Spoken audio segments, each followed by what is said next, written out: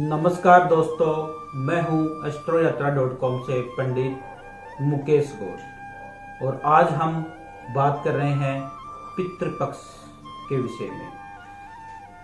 पितृपक्ष यानी कि पितृ शब्द से तात्पर्य है माता पिता, हमारे पूर्वज या पूर्व पुरुष, जिनके प्रति हमारी अथाह श्रद्धा, उनके प्रति हमारा आदर मान सम्मान के प्रतीक ही हम श्राद्ध पक्ष या पितृपक्ष मनाते हैं। दोस्तों, श्राद्ध काल में ये 7 चीजें विशेष रूप से शुद्ध होनी चाहिए, जिनमें शरीर, द्रव्य, स्त्री, भूमि, मन, मंत्र और ब्राह्मण।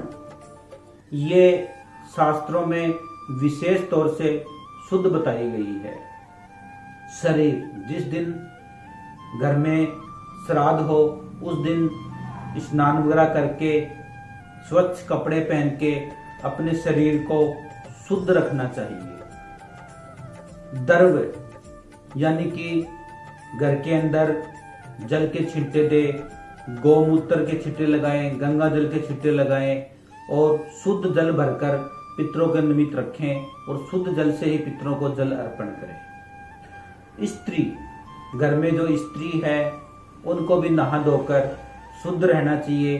पितृपक्ष वाले दिन स्त्री सहवास नहीं करना चाहिए एवं स्त्री को भी अपना शरीर नहा धोकर शुद्ध रखना चाहिए। भूमि को शुद्ध करने के लिए सुबह घर में पोछा लगाएं, झाड़ू वगैरह लगाएं एवं घर में गंगा जल के छींटे लगाकर भूमि को शुद्ध करें और इसके साथ साथ अपने मन को भी पवित्र रखें।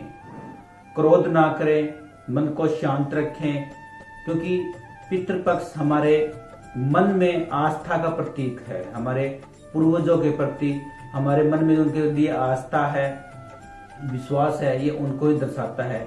इसलिए मन का पवित्र होना, शुद्ध होना बहुत जरूरी है। तो मन में किसी भी प्रकार के नेगेटिव या नकारात्मक विचार ना लेके आए।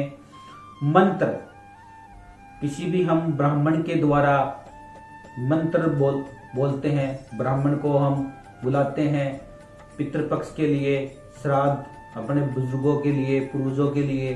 तो जो भी ब्राह्मण को हम बुलाएं उसका मंत्र शुद्ध होना चाहिए। मंत्र जितने शुद्ध होंगे, टूटे फूटे मंत्र ना बोलने वाला ब्राह्मण हो, शुद्ध और अच्छा मंत्रों का ज्ञान होना चाहिए और शुद्ध मंत्र बोलने चाहिए। उसके बाद ब्राह्मण का शुद्ध होना भी अति आवश्यक है। ब्राह्मण शुद्ध होना चाहिए, नहा धो के पवित्र होना चाहिए, क्योंकि हम भोजन जो करवाते हैं, भोजन और पितर जो तर्पण करवाते हैं वो ब्राह्मण से ही कराते हैं। तो इसके अंदर ब्राह्मण का भी शुद्ध होना अति आवश्यक है। दोस्तों, श्राद्ध काल में 3 बातों का विशेष ध्यान रखना चाहिए, जिनमें शुद्धि, क्रोध और शांति, जो बहुत ही जरूरी बताई गई है। शुद्धि, मन की शुद्धि, शरीर की शुद्धि, घर की शुद्धि एवं अपने दिमाग की शुद्धि। क्रोध, गुस्सा बिल्कुल नहीं करना चाहिए। अगर हम गुस्सा करेंगे, जल्दबाजी करेंगे या मन अशांत होगा तो पितृ उस तर्पण को अस्वीकार करेंगे, श्राद्ध हमारा मान्य नहीं होगा। शांति, हमें पितृपक्ष में एक शांतिपूर्ण ब्राह्मणों को हमें खाना खिलाना है, पितरों का तर्पण करना है। घर में बातचीत बहुत ही शांतिपूर्वक, जल्दबाजी ना करते हुए बहुत ही शांत मन से और पितृ तर्पण करना चाहिए, या कह सकते हैं श्राद्ध निकालना चाहिए। दोस्तों, श्राद्ध कर्म हमेशा कुतुब वेला के अंदर करना चाहिए। कुतुब वेला, इसको हम अभिजीत मुहूर्त भी बोलते हैं, जो 11:30 से लेके 12:30 तक का जो अभिजीत मुहूर्त होता है उसको कुतुब मेला भी बोलते हैं।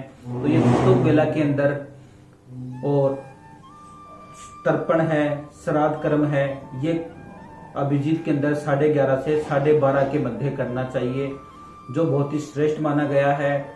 और पितृ तर्पण या पितरों को जल अर्पण करना, ये हमेशा दक्षिण दिशा की तरफ करना चाहिए, क्योंकि पितरों का वास दक्षिण दिशा में माना गया है। अगर हम ब्राह्मणों को खाना खिलाते हैं तो दोस्तों इसके अंदर 1, 3 या 5 ब्राह्मण होने चाहिए। वो अपनी जो सामर्थ्य है, आप अपने सामर्थ्य अनुसार ब्राह्मणों को इनवाइट करें, जल्दबाजी ना करें। आपका सामर्थ्य 1 ब्राह्मण का है, 3 का है या 5 का है, तो उनको बहुत ही शांतिपूर्वक, धैर्य से, जल्दबाजी ना करते हुए उनको खाना खिलाएं। खाना हमेशा सोना, चांदी, तांबे या कांसे के बर्तन में ही करवाना चाहिए। श्राद्ध पक्ष के अंदर लोहा, मिट्टी या स्टील के बर्तनों को वर्जित माना गया है। या इससे अच्छा है कि आप पलाश के पत्तों की जो पत्तल आती है या दोने आते हैं, आप उनमें खाना खिलाएं, जो बहुत ही सर्वश्रेष्ठ हैं। परंतु कदापि लोहा, मिट्टी या स्टील के बर्तन में कभी भी ना ही श्राद्ध पक्ष में भोजन ग्रहण करना चाहिए और ना ही किसी को करवाना चाहिए। दोस्तों, भोजन के अंदर दूध या दूध से बने हुए पदार्थ अवश्य ही बनाने चाहिए। दूध से बने हुए जैसे खीर है या चावल है, सफेद मिठाई है, ऐसे आप बना सकते हैं। बेसन या बेसन से बनी मिठाई श्राद्ध पक्ष में वर्जित मानी गई है और ना ही नमकीन भोजन के अंदर होनी चाहिए। दोस्तों, श्राद्ध में बहुत सारे लोगों को कभी भी आमंत्रित नहीं करना चाहिए। सत उद्देश्य जिनमें प्रति हम श्राद्ध निकाल रहे हैं, उनके प्रति हमारा आस्था, हमारा विश्वास होना चाहिए, न कि दिखावे के लिए कभी भी श्राद्ध किया जाना चाहिए।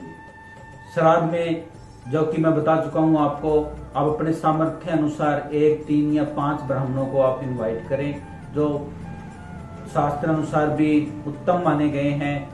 तो कभी भी दिखावा ना करें। अगर हो सके तो अपने दोहिते को अवश्य बुलाएं। दोहिते का मतलब है कि आपका भांजा, आप पितृपक्ष में उनको बुला सकते हैं, जो बहुत ही उत्तम माना गया है। दोस्तों, पितृपक्ष के अंदर सफेद पुष्प बहुत ही अच्छे होते हैं। सफेद पुष्प श्राद्ध पक्ष में यही काम में लेना चाहिए। लाल, काले, पीले फूलों का कभी भी उपयोग नहीं करना चाहिए। और जब आप ब्राह्मणों को खाना खिलाते हैं या आप खुद खाना ग्रहण करते हैं, भोजन ग्रहण करते समय हमेशा मौन रहकर भोजन ग्रहण करना चाहिए। और मौन रहकर ही, अगर आपको कुछ पूड़ी, सब्जी, खीर वगैरह चाहिए तो मौन रहकर इशारे से ही आप खाना मंगाएं। मौन रहकर ब्राह्मणों को खाना खिलाने से या ग्रहण करने से पितृ अपने पूर्वज उस श्राद्ध को और ग्रहण करते हैं और वो श्राद्ध मान्य माना गया है। तो दोस्तों, यह थी आज हमारे पितृपक्ष में अपने पूर्वजों के प्रति जो पितृपक्ष चल रहे हैं उनमें ध्यान रखने योग्य। हमेशा श्राद्ध जब भी निकालते हैं तो बहुत ही श्रद्धा और विश्वास के साथ निकालना चाहिए। अपने सामर्थ्य अनुसार निकाले, लेकिन विधि और विधान से निकाले, जिससे आपके ऊपर पितरों का आशीर्वाद बना रहे और घर में पितरों के आशीर्वाद से कभी किसी चीज की कोई कमी नहीं आती है। अन्यथा अगर हमारे पितर रुष्ट हो जाते हैं तो हमें गरीबी, बीमारी, दरिद्रता या बहुत सारी तकलीफों का सामना करना पड़ता है। तो दोस्तों, ये उपाय करें, अवश्य ही आपको लाभ मिलेगा। धन्यवाद। मैं हूं astroyatra.com से पंडित मुकेश गोल। अगर आपको हमारा वीडियो पसंद आया तो लाइक करें, शेयर करें, सब्सक्राइब अवश्य ही करें। प्लीज सब्सक्राइब कीजिए चैनल को और राइट में स्थित बेल आइकन को दबाएं ताकि आपको हमारे और भी अच्छे वीडियोस की नोटिफिकेशन मिल सके। धन्यवाद।